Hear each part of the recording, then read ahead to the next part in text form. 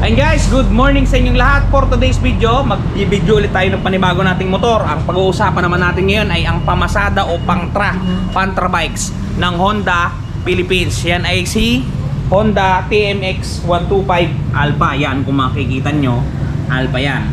Okay, dito sa video na to, ipapakita natin lahat ng nilalaman na to. Pero syempre, bago ang lahat, intro muna tayo.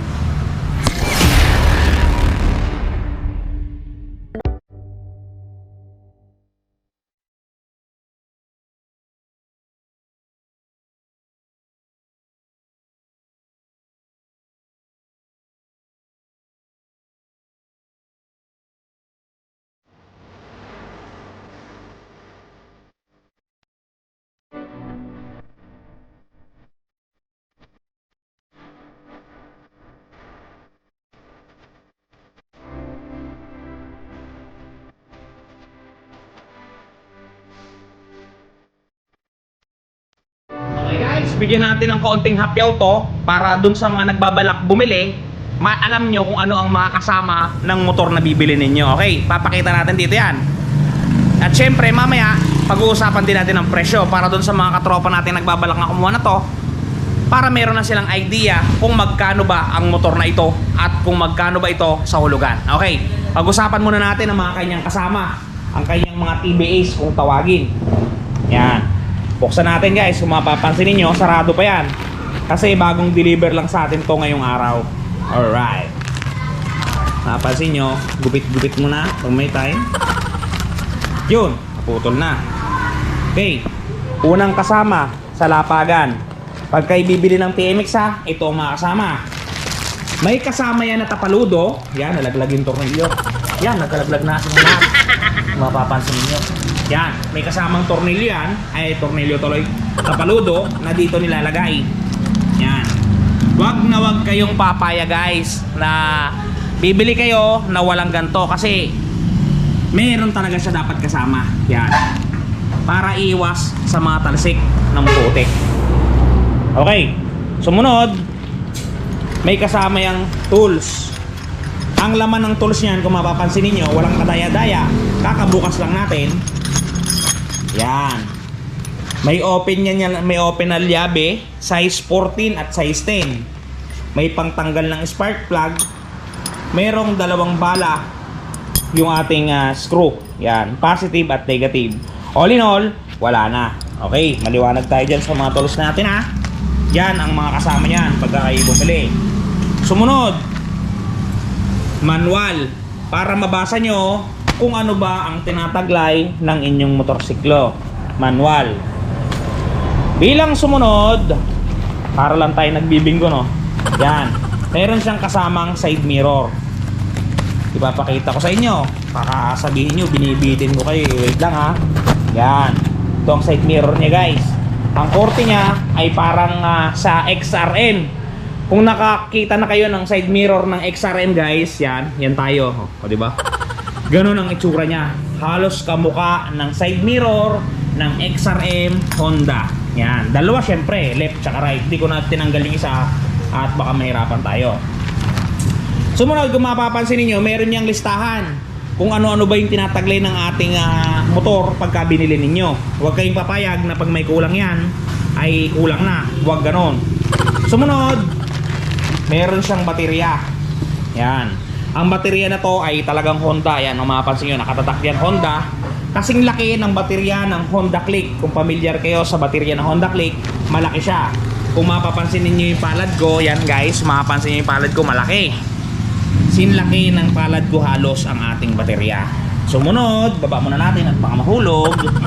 Sumunod, may kasama yan para dun sa mga nagbabalak gawing tricycle ang kanilang unit. Kasi ang nakalagay dito ngayon, mapapansin ninyo, ano to, high speed. Size 38 to sa guys. Size 38, high speed. Pero may kasama siyang mas malaki. Pagka ipapasada nyo, yan, size 40-40. Yan, magandang klase guys. Talaga namang buhay na buhay, hindi ka nagagastos. At syempre, pagka may sprocket, merong kadena, may asawa. Hindi pwedeng walang asawa, malulungkot. Yan, kompleto guys. Talaga namang buhay na buhay at gigil na gigil. Yan guys, kung mapapansin ninyo ha, kompletong-kompleto yung mga nilalaman nun para sa inyong pagbili. Ganon dapat ang kasama pag bumili kayo ng unit na Honda PMX 2023 model. Ayan, kung mapapansin nyo, napakaganda guys, napakagwapo, napakasimple. Okay guys, pag-usapan naman natin ngayon ang kanyang presyo. Okay guys, dakuin naman natin ang presyo ng ating Honda TMX 125 Alpha para meron kayong idea bago kayo pumunta sa mga dealership. Okay, suggested retail price ng ating motor na yan, kung mapapansin ninyo, ay 53,900 pesos. Open yan, cashman o hulugan, kayong bahalang magdesisyon kung saan ninyo ginugusto. Okay, minimum down payment natin is 5,390 pesos. Ang magiging monthly nyo pagka kinuha nyo ng 1 year ay 5,699. Pagka kinuha nyo naman ng 2 years, 3,296. At pag kinuha nyo ng 3 years ay 2,717.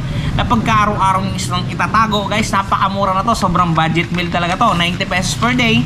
Sigurado na ang inyong paghuhulog tuwing katagpusan ng buwan. Okay. Doon sa medyo merong budget na naitatabi at nagbabalak naman mag-down ng 10,000 piso o 10,000 pesos sa Ingles, ang magiging monthly ninyo sa looban ng 1 year o isang taon sa Tagalog, 5,203 pesos. Pagka sa 2 taon naman, 2,989 at pagka sa 3 taon ay 2,468 na pagka araw-araw nyo siyang itatago guys, 82 pesos. Araw-araw 82. Talaga namang napakaluwag na to para doon sa mga gustong magkamotor, sa mga beginner na magkamotor, doon sa gustong magkaroon ng small business kaya ng pamamasada, dapat to guys. Okay, doon sa medyo magdadaw ng malaki-laki, 15,000. Ang magiging monthly po ninyo sa loob ng 1 year ay 4,665. Sa loob naman po ng 2 taon ay 2,655 at sa loob ng 3 taon ay 2,197 na pagka araw-araw nyo pong itatago, 73 pesos araw-araw, tsak na po ang inyong paghuhulog. Doon sa mga aspiring na gusto magkaroon ng source of income dyan, na talagang hindi makapag-apply ng trabaho, gawa ng walang mga hiring, the best guys, kumuha na lang kayo ng sidecar, i-sidecar nyo to, talagang mas maganda ang kitaan. Yun nga lang, medyo nakabilad, pero talagang mas maganda ang kitaan. Okay guys, doon sa magdadaw ng 20,000 sa motor na yan, ang magiging monthly nyo sa loob ng 1 year ay 4,227. Sa loob naman ng 2 taon ay 2,522 at sa 3 years ay 2,027 na pagka araw-araw yung itatago, magtatago lamang kayo ng 67 pesos araw-araw. Sigurado na ang inyong paghuhulog. Guys, dito nga pala, at bigyan ko kayo ng tips, medyo mas magandang kuning hulugan na 1 year lamang kasi maliit lang yung interest niyon kesa sa 3 years. Okay.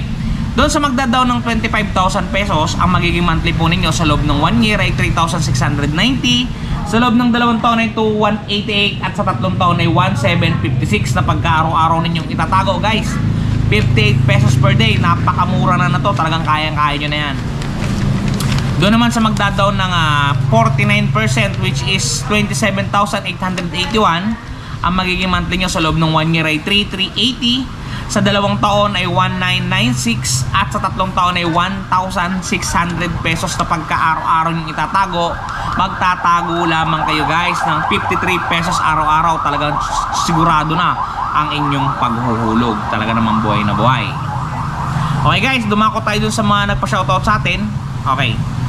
Okay, shoutout natin yung kaibigan natin na si Sir Bincor Bilon. Idol, pa-shoutout, new subscriber mo ko, yun ang sabi niya. Salamat, maraming salamat sa iyo Sir Bincor. Talagang really appreciated natin yung pag-subscribe mo. Sana mag-enjoy ka at ingat ka palagi. Peace bomb sa iyo. Okay, sunod natin guys si Sir Joshua Guerrero. Shoutout sa iyo Sir Joshua. Yan, new subscriber din siya at nagpapa-shoutout siya. Shoutout sa iyo Sir Joshua Guerrero. Ingat ka palagi at palagi kang magpakasaya. Peace boom. Maraming salamat sa iyo. At dito kay Sir Prey Motovlog. Yan, solid supporter daw siya from Tansa, Cavite. Yon sir, lagi kang mag-ingat at lagi kang magpakasaya. Ingat sa iyo palagi at good luck sa iyong journey. Peace boom. Yan guys, hanggang sa muli. Maraming salamat. Doon sa gustong magpa-shoutout, comment down below lang. Okay, bye-bye guys. See you! Si Ron TV. Bye-bye!